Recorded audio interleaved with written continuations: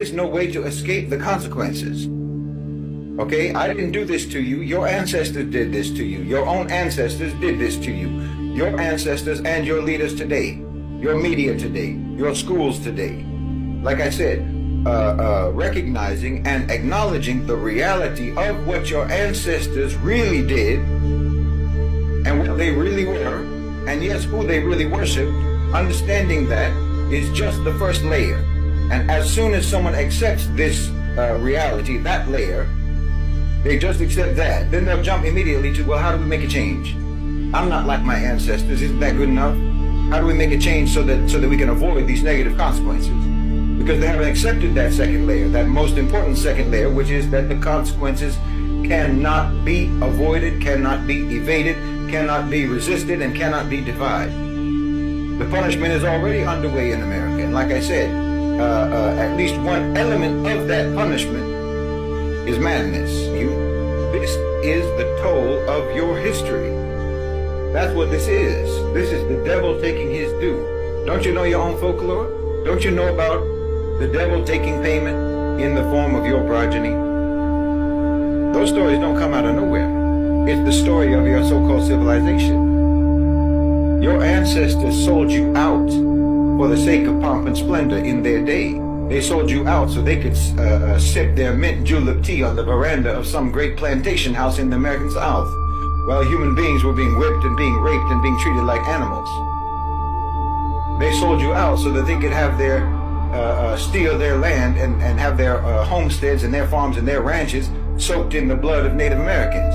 They sold you out so that they could have the minerals and the oil and the gas and the gold and the diamonds from all around the world, from all around the global South, when colonized people were the ones digging those resources out of the earth for them, and then they themselves got buried in those same holes. That was the bargain. That was the deal that your ancestors made. You know, everyone thinks, or everyone says, that America was built on stolen land by stolen labor. Yes, but I'm telling you that there's no such thing as stolen land. There's no such thing as stolen labor. There's only borrowed land. There's borrowed labor, and eventually you're going to have to pay for it. And your payment is coming due. There's no fix. Because when you think about trying to fix things, what you really mean is trying to figure out how to put off the inevitable consequences, and that's not going to happen. You can forget about that. You can't vote your way out. You can't policy your way out. You can't march or protest your way out. You can't virtue signal your way out. You can't even reparations your way out. The bill is due, and payment will be taken, one way or another. And as I say, payment is already being taken. Right now, I'm telling you, the fate of America is sealed. And it was sealed over 400 years ago.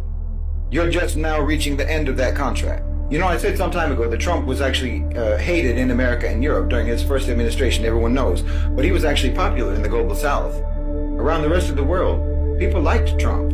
Arabs liked him, Asians, Africans, South Americans generally. Generally speaking, he was actually popular with the countries in the global South. Even China likes him, despite the performative rivalry. And I'll tell you why. Because we all recognize that he is the embodiment of the devil's due. Trump being appointed over the United States signaled to the rest of us the end of American empire. Now don't blame him for that. Like I said, it isn't happening because of Trump. Trump just proves that it's happening. We're the problem throughout history. It's us. We've just been brainwashed to think we're the good guys, but we're not. Who invades all the other countries? Who steals other people's lands? And no, I don't have self-loathing or collective guilt. It's just a realization that we've been brainwashed and the world's slowly waking up. Nothing is going back to normal.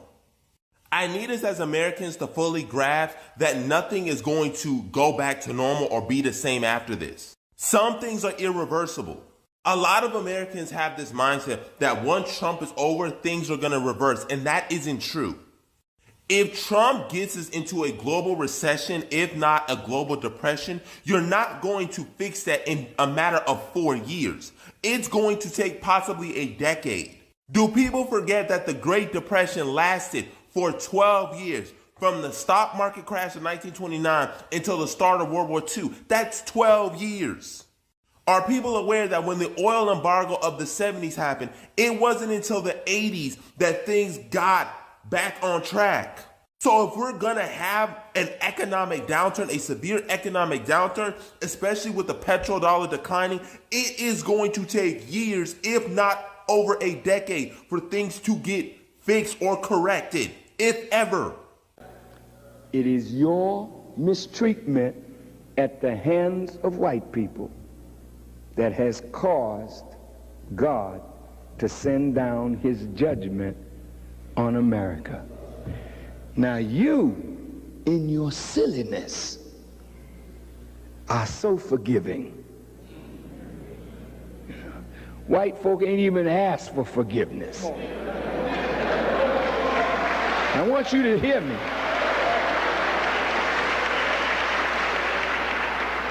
White folk haven't even acknowledged that they did you wrong. They have not repented for what they did to your fathers and what they're doing to you and what they plan against your future. But God knows their thoughts, their plans, and because he knew them before they came into existence, he planned their destruction before they were born.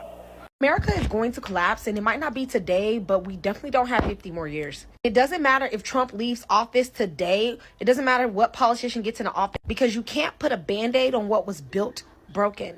Putting a different politician in office is only delaying the inevitable. There are foundational flaws built inside the system. And no one wants to admit it, but most of it has to do with institutional racism and slavery. We built our entire economy off of free and cheap labor. How long did they think that was going to last? I mean, realistically, we have another 10 years max. If it wasn't for the pandemic, this could have went on maybe another 50 years. But because the pandemic put a strain on such an already flawed economy, it has put us back at least 20 years. It has taken 20 plus years off the American life system. It no longer can live. I mean, literally, there's nothing that can be saved. Nothing. Agriculture is going to die. I mean, look at what's happening with Nevada. The reason that Nevada's economy is going bankrupt is because it literally operated off of cheap Hispanic labor. Without cheap labor, they literally cannot have an economy. They cannot afford to pay white people to work because they know white people are going to demand a livable wage. Y'all can say whatever, but the entire system runs on defrauding people. I mean, just think about the prison industrial system. Another form of cheap slave labor. It's the reason why black people get arrested and convicted at higher rates than white people, because they need a class of people to abuse in order to keep the economy going. Our economy is systematically flawed. We are screwed no matter how many Band-Aids we put on it. There is no way that the economy won't eventually fail. So who cares if Trump is moving it forward? Because the slow burn is going to be a lot rougher than the immediate drop. I hate to be the guy to break the news to you, but there's no coming back from this. There's no coming back from this. We are at the point of no return. When the President of the United States sues his own government and has his own personal lawyer as the Attorney General, who then awards him $1.8 billion to pay for insurrectionist traitors on January 6th, to pay for their legal fees, there's no coming back. We are absolutely cooked. Stick a fork in us. We are done. Because 30 some odd % of this country, maybe more, still love this man, would die for this man. And he just took $1.8 billion. There is no law, there is no statute, there is no standard, there is no procedure, there is no protocol, there is no court, there is no filing, there is no anything that is going to stop this. This is so blatant, so blatant. It is in your face every single day. This may be one of the worst, most blatant things he has possibly done in front of the American people as President of the United States. We're done. We're cooked.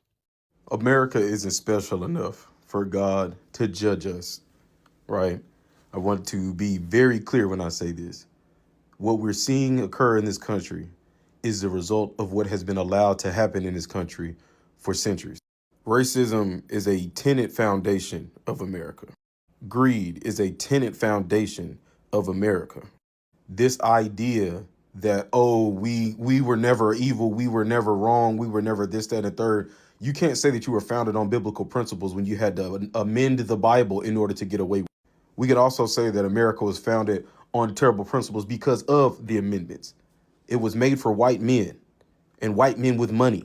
And every year since then, those same elites or those same people in that same economic class have been doing everything they can to solidify their position while also solidifying you as the working class. Think of the caste system that you learned about in social studies in 5th grade. You got the lords and you have the serfs, and that's what they're trying to reinforce again. So ultimately, what we're seeing occur in the world with COVID, with hantavirus, with all of that, none of that is a quote unquote judgment from God. That is the consequences of our greed, consequences of our actions. What did you think was going to happen to the sicknesses that we have when you're not looking to cure a disease? You're not looking to cure anything. You're only looking to prolong the life of the person suffering with. What did you think was going to happen when you allow foreign powers to be able to pay your politicians to create laws and government? What did you think was going to happen when having money makes you untouchable by the law that has been written? This isn't God's judgment. This is the consequences of the actions of the people who founded and have been running this country since its inception. What God did in Egypt was him reaching out his hand and actively making something happen, right? What we're seeing now is the further perversion of what has already been corrupted by us. Sickness and disease, cancers, all those things come because we're letting people dump stuff in our water, dump stuff on our land, dump stuff in the air, and that is getting in our bodies, causing all these different ailments. And then if you think radiation is only affecting us and not affecting these viruses to mutate, you're out of your mind.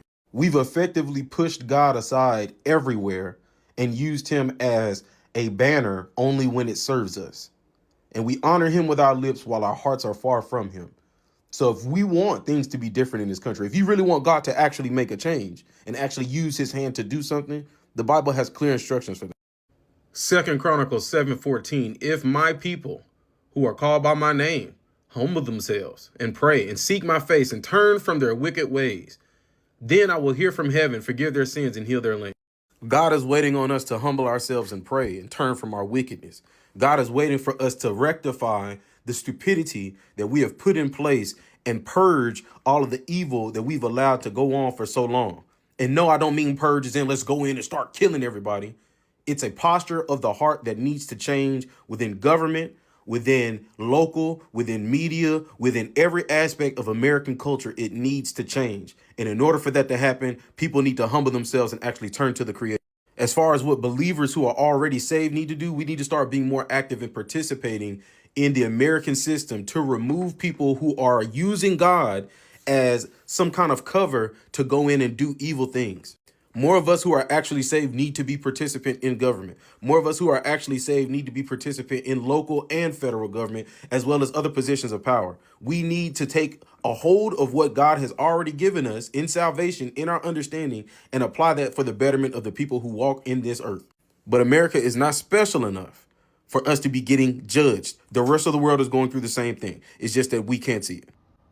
Life in America literally feels like serving a death sentence. Well, you know I'm gonna say it. Yeah, you're being negative. Because you're living the American dream that does not exist. I don't know what you need to believe anymore. It does not exist. This country is collapsing. We are witnessing the collapse of America. Not someday, not hypothetically, right now, right before our eyes. The American people have been pushed into a corner. They're being grabbed, detained, crammed into vehicles, and even murdered. There's no accountability, no consequences. Political leaders have failed us miserably and are failing us miserably. Military leadership is non-existent, and the people are being left to deal with this all alone. This isn't about parties anymore. This isn't about ideology. This is about a system that no longer protects its own citizens and no longer answers to them. The response from those in power is not solutions. This is force, it's silence, it's pretending that this can be controlled and everything will be okay. Now, I'm not calling for violence, but I am saying we are being abandoned. So hear this clearly. The only way this country comes back is if the people take it back. We pull our support financially, we pull our money, we pull our votes, we refuse to keep feeding a system that is destroying us. There is no one coming to save us. We must protect each other, stay alert, stay sharp, be careful, and hold the line, my friends. Hold the line. There's a reason that America feels cursed. From its beginning to its present, this so-called Christian nation has been drenched in blood, greed, and spiritual filth. What we're seeing today, the chaos, division, addiction, violence, it isn't random. It's divine consequence. As Allah subhanahu wa ta'ala says, corruption has appeared on land and sea because of what the hands of men have earned, so that he may let them taste part of what they have done, that perhaps they will return. Quran chapter 30 verse 41. America wasn't founded on freedom. It was founded on genocide and hypocrisy. Millions of Native Americans exterminated, their land stolen, their children kidnapped into Christian schools, where they were beaten, raped, and stripped of identity. The same people quoting the Bible used it to justify mass murder. Before the US even called itself a nation, it was burning women alive during the Salem witch trials, projecting its own evil onto others. They screamed about witches while committing acts far darker than any spell. They seek to extinguish the light of Allah with their mouths, but Allah will perfect his light. Quran, chapter 61, verse 8. What they call purity was actually paranoia, fear, and hatred, the very foundation of their empire. Then came Mormonism, born into the same soil, mixing Christianity with paganism, polygamy, and blood atonement. These were not fringe movements. They shaped US politics and culture, from manifest destiny to God bless America. The nation began to believe it was chosen by God to dominate others. That's not faith, that's arrogance. The Prophet Muhammad warned, arrogance is rejecting the truth and looking down on people. Sahih Muslim 91. And what's more arrogant than a nation claiming God gave it the right to rule the earth, just like Israel is doing right now, and its people, the chosen ones, the very same people running America. Just look at the culture. The United States produces more serial killers than any other country in history. Over 3,000 known cases. Hollywood glorifies cannibals, serial killers, and demonic acts. It celebrates sin as freedom. Even Netflix has turned human depravity into entertainment. This isn't coincidence. This is a mirror, a reflection of the nation's inner sickness. Then the hearts of those who disbelieve became hardened after that, like stones or even harder. Quran, chapter 2, verse 74. The same obsession with horror, violence, and death runs through its politics, its movies, and its streets. When a nation normalizes evil, Allah removes mercy from its heart. The American empire didn't stop at home. It expanded, invading, occupying, and toppling over 80 countries, from Vietnam to Iraq, from Iran to Libya. Millions of lives lost in the name of freedom. Their military doesn't defend, it dominates. They maintain over 750 military bases all across the world, controlling oil, currency, and governments through blood, and do not commit abuse on the earth, spreading corruption. Quran, chapter 2, verse 60. And yet they call Muslims terrorists. The biggest terror organization on earth wears a suit and waves a flag. Islam forbids everything America profits from: interest, pornography, gambling, intoxication, exploitation, and oppression. So they attack it. They bomb Muslim lands, invade other nations, steal resources, and brainwash their citizens to fear Islam. They demonize hijabs, but glorify nudity. They ridicule prayer, but worship money. They want to deceive Allah and those who believe, but they deceive none except themselves, yet they perceive it not. Quran, chapter 2, verse 9. America doesn't hate Islam because it's violent. It hates Islam because it's pure, because it exposes the filth that they live in. Behind the American flag lies another flag, the Zionist one. For decades, Zionist lobby groups like AIPAC have dictated US foreign policy. Presidents come and go, but the alliance to Israel never changes. Billions of dollars are sent yearly while American cities decay, poverty rises, and children die from fentanyl. You see, many of them taking the disbelievers as allies. Evil indeed is that which they have sent ahead for themselves. Quran, chapter 5, verse 80. The same elite networks, banks, media, Hollywood, and tech promote degeneracy, destroying faith, and manipulate minds. Their goal, to make humanity forget God so they can play God. Have you noticed America's obsession with monsters, vampires, demons, and the apocalypse? It's not entertainment, it's confession. Its myths mirror its crimes, from witch hunts to cannibals to mass shooters. America creates monsters because it is one. It projects its own darkness onto screens so people never see it in the mirror. And thus we made the oppressors allies of one another because of what they used to earn. Quran, chapter 6, verse 129. Just look at America now, divided, decaying, drowning in drugs, shootings, suicides, and debt. Its people no longer know right from wrong. They mutilate children, glorify sin, and call it progress. Its youth reject God, its leaders worship wealth, and its military serves Zionist greed.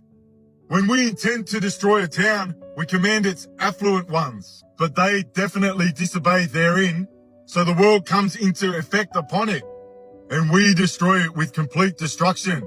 Quran, chapter 17, verse 16. That is what's happening right now.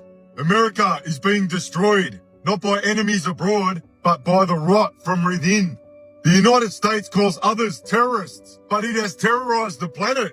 It preaches morality while funding genocide. It claims to defend freedom while silencing truth. It builds idols of liberty while worshipping satanic systems. And every empire built on blood ends the same way. Rome, Babylon, Pharaoh, and now Washington. Do not think Allah is unaware of what the wrongdoers do. He only delays them for a day when eyes will stare in horror. Quran, chapter 14, verse 42. America's downfall is not political, it's spiritual. The curse it unleashed upon others has come home.